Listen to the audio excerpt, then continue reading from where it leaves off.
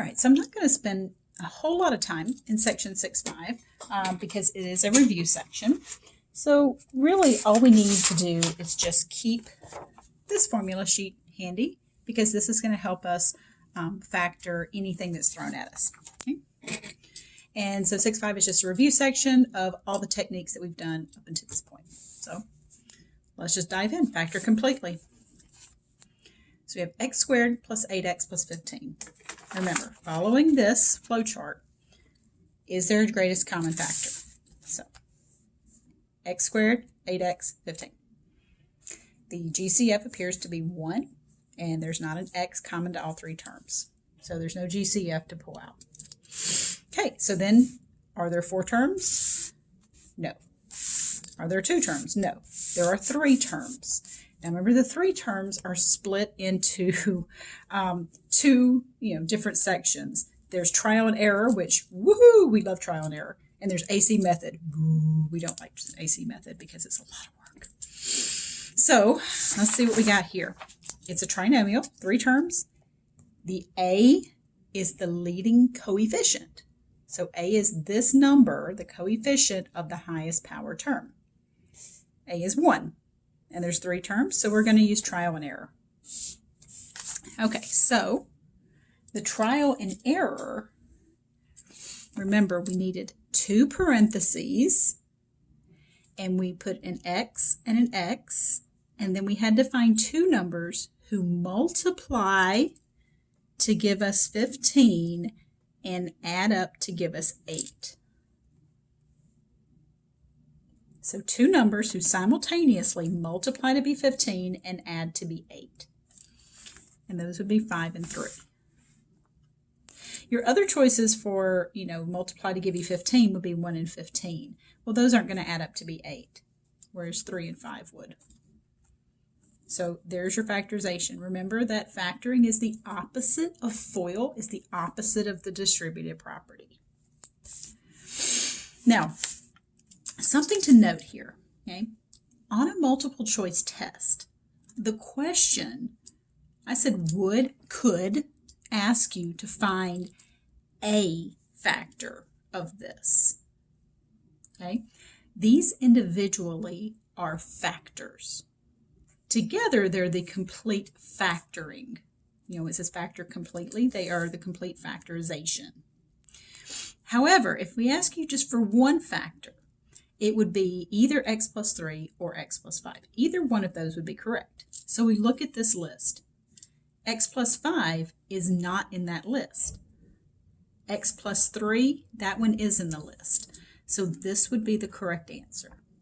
Now, the reason that we do this sometimes, the reason that teachers do this and ask you for just one of the answers is to keep you from, if it's a multiple choice test and we give you both of these, you could just multiply it out and get to here and never know how to factor.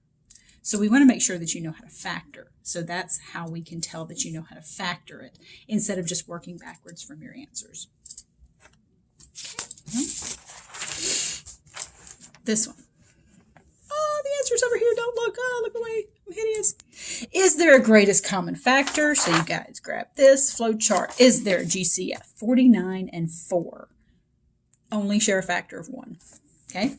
No GCF to take out. There are 2 terms.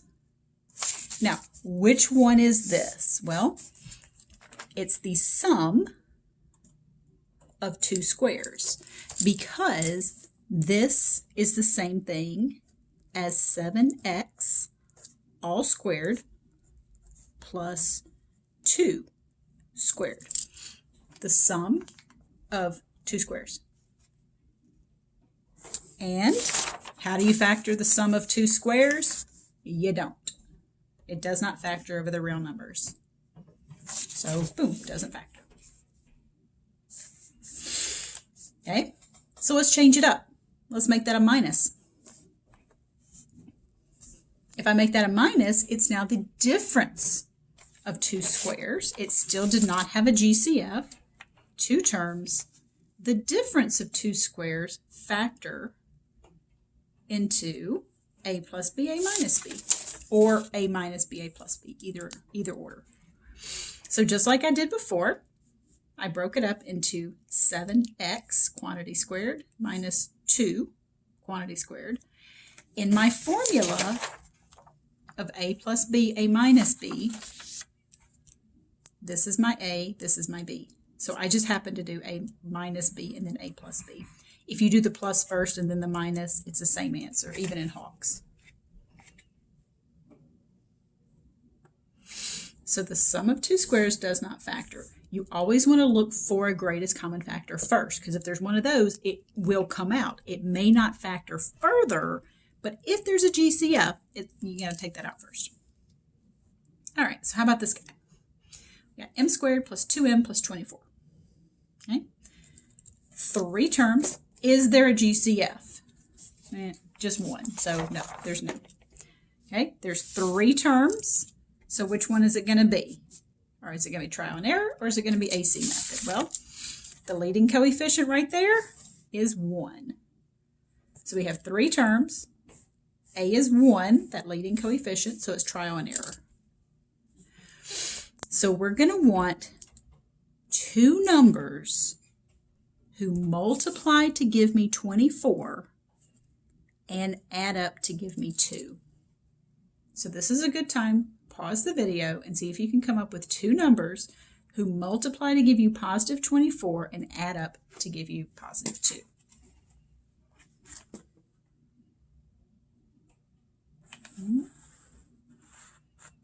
Okay. So there's all the stuff that I just said. All right, so multiply to be 24. So we get 1 and 24, 2 and 12, 3 and 8, 4 and 6. Or it could be negatives, right? A negative times a negative is also a positive. So these pairs could be negatives. Okay, so which one of these is going to add up to be positive 2? Well, these negatives are out because a negative plus a negative is going to be a negative. So that's out. So it's got to be one of the positive ones. So which of these pairs add up to be 2? What kind of feels like it might be this one, but we can't make one of these signs negative. If you're saying, oh, well, if that 4 is negative, then positive 6 and a negative 4 give you a positive 2. That's right. However, when you multiply those, you wouldn't get a positive 24. This does not factor. Remember what Hawks called this one. He called it a prime polynomial. So it's possible that some of these will not factor beyond just the sum of 2 squares. We know that one doesn't factor. But you might encounter some where you can't find that pair. Now, don't worry. None of the above kind of action is not going to be looming in the distance on every single problem. It's not like I'm going to make your next test, multiple choice, and every single one of them is going to have the can't be factored option. Some of them will, but they won't all be hanging out there. All right, so let's look at this one. Remember the flow chart. I hope you've printed this out and you have it handy, because this thing is really nice to have as a shortcut, as a quick reference guide here. Is there a greatest common factor? Oh yeah, look at that. Negative 18, negative 6 and 12. We do want to take out the negative if there's a negative in front. And it looks like the GCF is going to be 6. Negative 6, sorry. All right, the v. Oh, look at that. V to the 4th, v cubed, v squared. We can take out a v squared. All right, smallest power. We have an x squared, and another x. I can take out the smallest power, which is just the x. So I can take out a negative 6 v squared x. This was back in section 6.1. All right, so now I have to figure out what's going to go in the parentheses. And remember, this is the opposite of the distributive property. So I want to know what this multiplies by that will give me negative 18 v to the 4th x. All right. So this negative 6 times what gives you negative 18? That's going to be 3. V squared times what will give you v to the 4th? And then x times what will give you x? You don't have to put anything there. Okay. Negative 6 times what will give you negative 6? That's going to be a positive 1. All right. V squared times what will give you V cubed? Well, you just need one more V. X times what will give you X squared? All right, you just need one more X. And you notice I put the X to the first and the V to the first. You don't have to do that, just like you don't need that 1 right here. I'm going to clean that up eventually. Negative 6 times what will give you positive 12? That's a negative 2. V squared times what's V squared? We don't need anything there. X times what gives you X? We don't need anything there. And then all I did was rewrite it without those unnecessary ones. Those 3 unnecessary ones, I just removed those because you know Hawks is going to tell you your answer's not simplified. So, all right, cool. Here. So this is the last page. Factor completely. All right. This guy, we look for a greatest common factor for all of the terms. So it kind of was like, oh, yeah, it looks like it's going to be a 2, right? No. 2 is not a factor of these guys. So there's no GCF of all 4 terms. So no GCF. Are there 4 terms? Why, yes, there is. Thank you for asking. So this is going to be a grouping, factoring by grouping, where we group the first 2 and then we group the last 2. This was back in section 6.1. We also did a whole bunch of grouping when we did the AC method. We ended up having to do some grouping. Okay, so the grouping tells us to take out the GCF of these 2. Well, that's going to be a 2 and an X. And when I take out that 2X, I'm going to get a Z plus 5 because I'm taking out a 2 from there. So there's my 2X, Z plus 5. Factoring out this one, the GCF is 1, right? You look at that and you're like, there's not a GCF. Yeah, okay. There is always a GCF. It's always 1 if there's nothing else. So if I look at it as 1, then I get that Z plus 5. So remember, grouping is all about having this binomial be the same for both because I take that out. So this stuff right here, that factor and that factor came out right there. So I factored that out because it was common to both terms. And then what I was left with is 2X plus 1. So that was a factoring by grouping. Okay. This guy. 3 terms.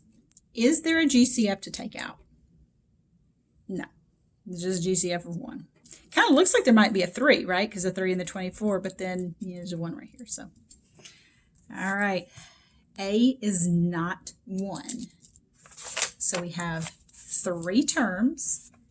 Does A equal 1? Is the leading coefficient 1? No. We got to use the AC method. I saved this one for last because I know it's our favorite. So that number right there is not a 1, so we got to use the AC method. All right, remember, multiply, pair, split, factor by grouping. Multiply A times C. 3 times negative 24 is negative 72. Pair. Find 2 numbers that multiply to be negative 72 and add to be negative 1. So why negative 1? Right there, that guy, that middle term.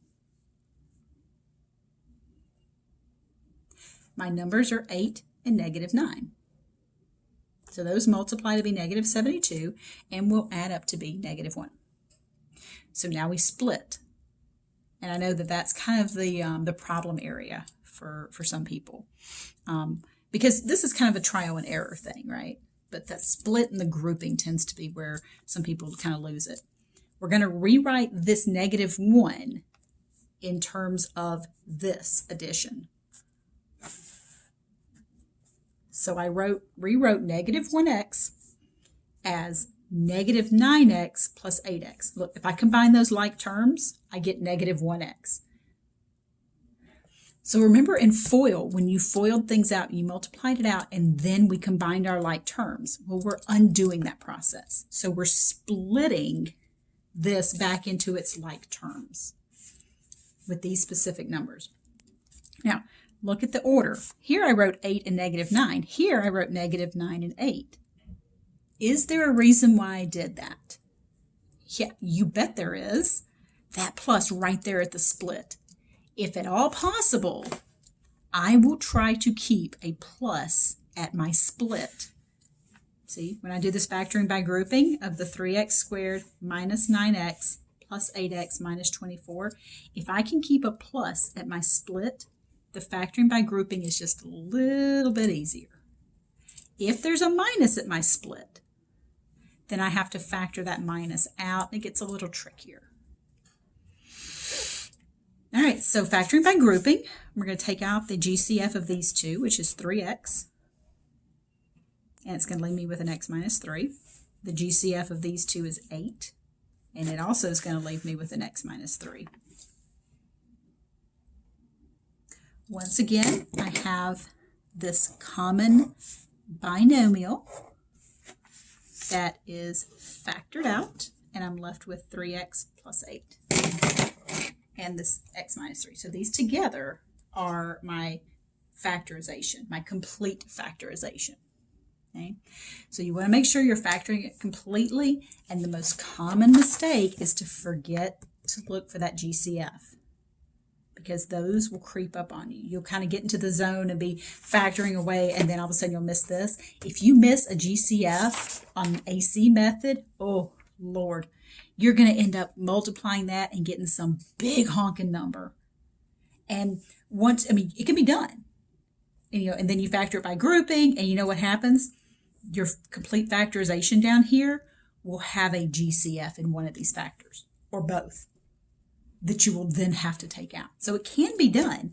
It just makes this process a lot messier. I mean, because imagine that you multiply these, instead of getting -72, you get something like 572. Okay, now we got to find a pair of numbers that multiply to be 572 and add up to be, I don't know, 38. Skip. So if you get something huge like that, it's probably because you missed a GCF. Okay, so that finishes up this section. So this was 6.5, just a quick review section. And next up, we're going to be solving equations involving factoring. So you are going to have to know how to factor in order to solve those equations.